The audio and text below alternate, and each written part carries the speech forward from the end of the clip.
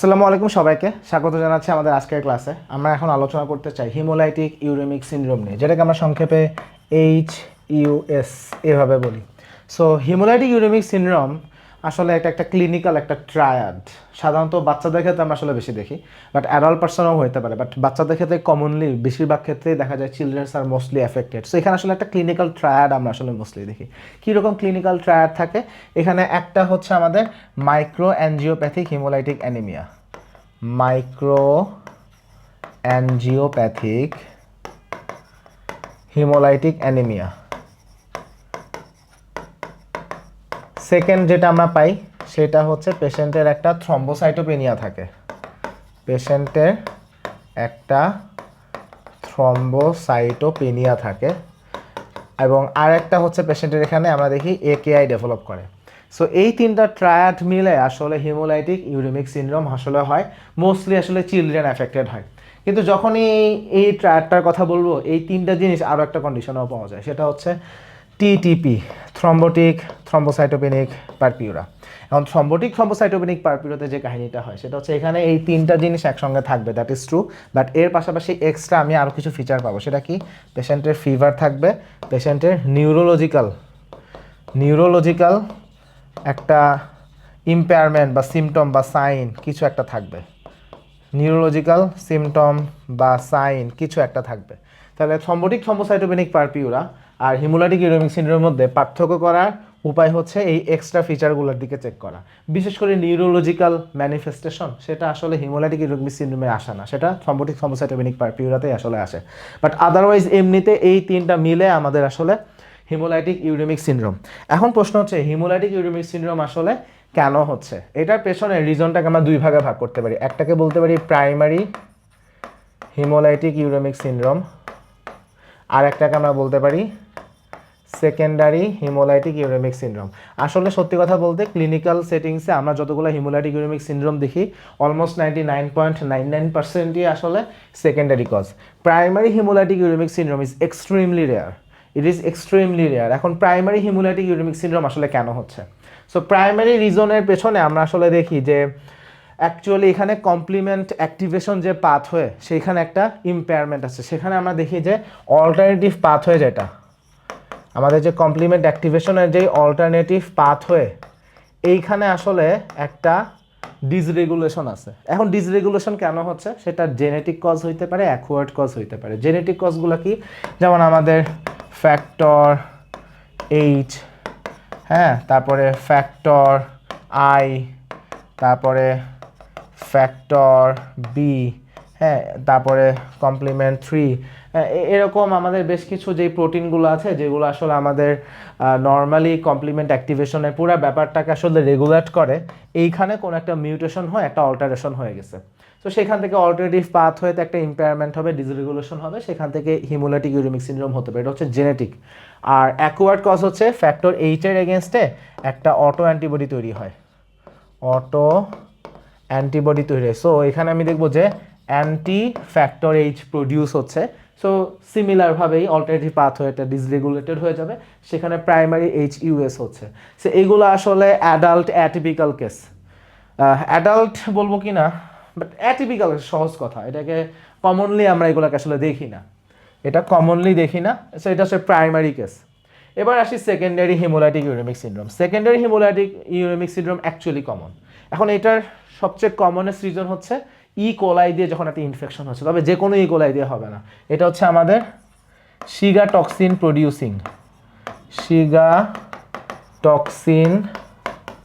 Producing কোলাই। এইটা দিয়ে যদি কোনো একটা বাচ্চা ইনফেক্টেড হয়, এখানে আমার সাথে আছে, আমরা দেখছি O157H7, এই স্ট্রেনগুলো দিয়ে যদি আসলে বাচ্চা অ্যাফেক্টেড হয়, পেশেন্ট অ্যাফেক্টেড হয়, সেইখানে আমরা আসলে দেখি যে তার HUS হিমোলাইটিক ইউরেমিক সিনড্রোম হচ্ছে। অবশ্যই এখানে পরীক্ষায় প্রশ্নে অন্য নাম আসতে পারে, ভেরোটক্সিক অথবা এন্টেরোহিমোরেজিক ইকোলাই, ওগুলা দিয়েও হইতে পারে। সো অপশন আসলে ওগুলাও কারেক্ট আনসার হবে। তাহলে this is the commonest reason of haemolytic uraemic syndrome. But infection বলে এই একটাই মাত্র ইনফেকশন না, এখানে ইনফেকশনের মধ্যে দেখা যাচ্ছে যে নিউমোকক্কাল ইনফেকশন, সেখান থেকেও হইতে পারে। কোনো পেশেন্টের লাইক এইচআইভি ইনফেকশন হয়েছে, সেখান থেকেও এটা হইতে পারে। তাহলে এই ইনফেকশনগুলোর কনসিকুয়েন্স থেকে হিমোলাইটিক ইউরেমিক সিনড্রোম আসলে আমরা পেতে পারি। অ্যাপার্ট ফ্রম দিস কিছু রেয়ার কিছু কজ আছে, যেমন একটা হচ্ছে এসএলই, ব্যাপারটা রেয়ার বাট আমরা একটু মাথায় রাখতে পারি। তারপর কিছু ম্যালিগন্যান্ট কিছু কজ আছে, কিছু ম্যালিগন্যান্সি আছে, যেমন মনে করি কার্সিনোমা ব্রেস্ট অথবা ইন্ট্রাঅ্যাবডোমিনাল কোনো একটা কার্সিনোমা থাকতে পারে। সো কার্সিনোমাটা সিলেশন থাকলে সেখান থেকেও হিমোলাইটিক ইউরেমিক সিনড্রোম হতে পারে, বাট ব্যাপারগুলো আসলে একটু আনকমন।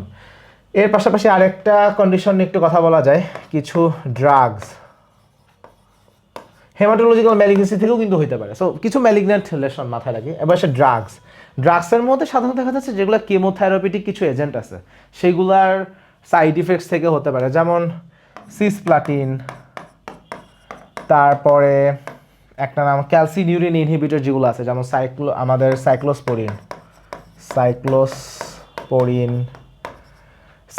বা ক্যালসিনিউরিন ইনহিবিটরের মধ্যে যা কিছু আছে, সাইক্লোস্পোরিনের নাম আসে, এরকম কিছু আমরা ড্রাগস পাই আসলে। সো এগুলার সাইড ইফেক্ট থেকেও আসলে হইতে পারে, সাইক্লোফসফামাইড সেখান থেকেও আসতে পারে। সো এরকম কিছু আসলে কেমোথেরাপিটিক এজেন্ট, সেটার অ্যাডভার্সিটিস থেকে ইট মাইট হ্যাপেন।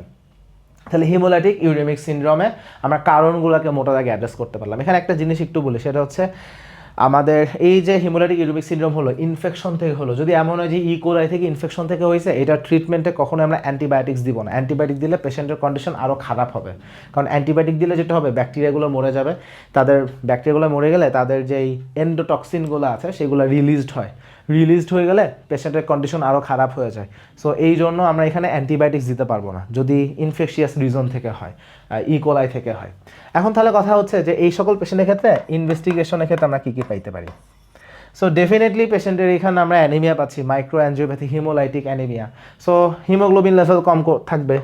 অনেক ক্ষেত্রে দেখা যায় haemoglobin level less than 8 gram per decilitre, এরকম একটা লেভেল থাকে। এবং যেহেতু এটা হিমোলাইসিস হচ্ছে, তখন হিমোলাইসিস হলে কিন্তু অটোমেটিক কোশ্চেন চলে আসবে, এটা কি অটো ইমিউন হিমোলাইটিক অ্যানিমিয়া নাকি এটা অন্য কোনোভাবে হচ্ছে, কারণ এটা তো আর অটো ইমিউন হিমোলাইটিক অ্যানিমিয়া না। সো এটা কিন্তু কুমস নেগেটিভ, এটা কিন্তু কুমস নেগেটিভ হিমোলাইটিক অ্যানিমিয়া।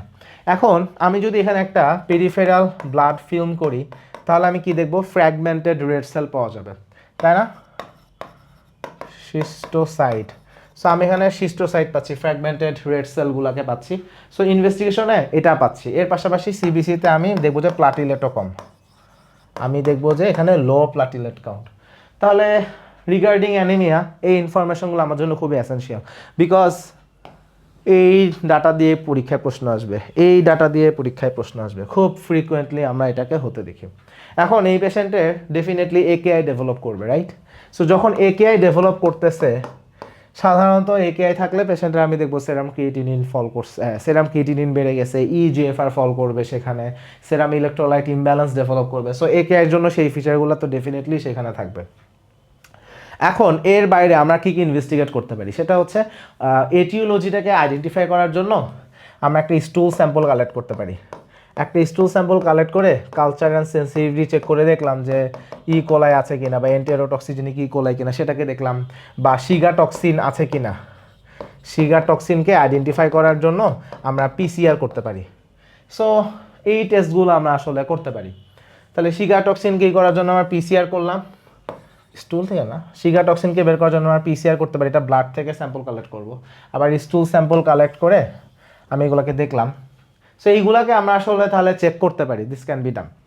এখন অ্যাপার্ট ফ্রম দিস আমরা আমাদের কনসার্নগুলো আর কী কী থাকবে। সো ইন দ্যাট কেস পেশেন্টের ম্যানেজমেন্টের কোশ্চেন চলে আসে। তাহলে এখানে ম্যানেজমেন্ট আসলে আমরা যেটা করব এটা হচ্ছে পেশেন্টকে ফ্লুইড দিব, হ্যাঁ, একেআই আছে, সো ডায়ালাইসিস যদি লাগে পেশেন্টকে আমরা ডায়ালাইসিস দিব, বা বেসিক সাপোর্টিভ যে কেয়ার সেই সাপোর্টিভ কেয়ার দিব। তার অ্যানিমিয়া আছে, হিমোগ্লোবিন 8-এর নিচে চলে গেলে, হিমোগ্লোবিন যদি 8 গ্রাম পার ডেসিলিটারের থেকে কম হয়, তাহলে সেখানে পেশেন্টকে ব্লাড ট্রান্সফিউশন দেওয়া লাগবে। সো এইগুলো আমাদের তো ডেফিনেটলি লাগবে। এখন কথা হচ্ছে অ্যান্টিবায়োটিক্স দিব কি না, ইনফেকশিয়াস রিজন থেকে যেটা বললাম অ্যান্টিবায়োটিক্স, কিন্তু ইনফেকশিয়াস কজ হলে আমরা কিন্তু অ্যান্টিবায়োটিক্স আসলে দিব না। আচ্ছা, এর বাইরে আমাদের কয়েকটা জিনিস নিয়ে একটু কোশ্চেন চলে আসে, সেটা হচ্ছে plasma exchange. So plasma exchange আমরা করব কি না। সো প্লাজমা এক্সচেঞ্জ আমরা করতে পারি, যখন পেশেন্টের খুব severe condition, like very severe condition, treatment already পাচ্ছে, সাপোর্টিভ ট্রিটমেন্ট পাচ্ছে, কাজ হচ্ছে না, ইমপ্রুভমেন্ট হচ্ছে না, এরকম কন্ডিশন, তাহলে সিভিয়ার বা রিফ্র্যাক্টরি টু ট্রিটমেন্ট এরকম হলে প্লাজমা এক্সচেঞ্জ আমরা কনসিডার করতে পারি। আর একটা ট্রিটমেন্টের নাম হচ্ছে ইকুলিজুমাব। ইকুলিজুমাব এটা আসলে একটা মনোক্লোনাল অ্যান্টিবডি, যাদের নাম শেষে MAB থাকে এরা সবাই হচ্ছে মনোক্লোনাল অ্যান্টিবডি। এখন এই মনোক্লোনাল অ্যান্টিবডি এটা আসলে C5 এইটার এগেনস্টে কাজ করে এরকম একটা মনোক্লোনাল অ্যান্টিবডি। এখন ইকুলিজুমাব আমি কোথায় দিব? যাদের নন ইনফেকশিয়াস কারণ থেকে হিমোলাইটিক ইউরেমিক সিনড্রোম হলো, সাধারণত দেখা যাচ্ছে অ্যাডাল্ট পারসন, হ্যাঁ, অ্যাটিপিক্যাল HUS, অ্যাটিপিক্যাল বলতে নন ইনফেকশিয়াস রিজনগুলোকে বোঝানো হচ্ছে। সো এইরকম জায়গায় ইকুলিজুমাব কিছু জায়গায় কনসিডার করা হয়। সো মোটা দাগে হিমোলাইটিক ইউরেমিক সিনড্রোমের ট্রিটমেন্ট আমাদের আসলে এগুলো। তাহলে এখানে আমাদের ইম্পর্টেন্ট কি? থ্রম্বোটিক থ্রম্বোসাইটোপেনিক পারপিউরার সাথে হিমোলাইটিক ইউরেমিক সিনড্রোমকে আলাদা করতে পারা, এবং এখানে ইনভেস্টিগেশন করে যে সিস্টোসাইট আছে, হ্যাঁ, তারপরে কুমস নেগেটিভ আমরা যেন প্রপারলি ডায়াগনোসিস করতে পারি, and definitely management. So management আমাদের হিমোলাইটিক ইউরেমিক সিনড্রোম থেকে ফ্রিকুয়েন্টলি কোশ্চেন আসে, হেমাটোলজি পার্সপেক্টিভ থেকেও কোশ্চেন আসতে পারে, নেফ্রোলজির মধ্যে থেকেও কোশ্চেন আসতে পারে, মাল্টিপল অ্যাঙ্গেল থেকেই কোশ্চেনটা আসা সম্ভব। So very common topic in MRCP। So এই ছিল মোটামুটি আমাদের আলোচনা। সবাইকে অসংখ্য ধন্যবাদ।